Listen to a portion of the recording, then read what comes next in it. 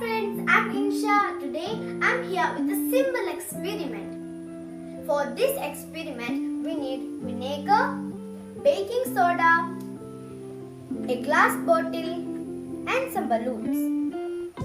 First of all, we can pour the vinegar to the bottle.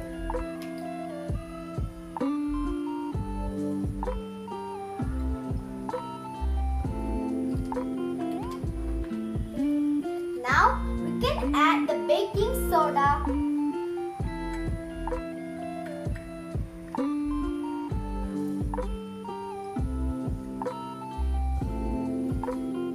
Quickly we can cover the top of the bottle with the balloon. Now the bubbles are there and the balloon is inflating.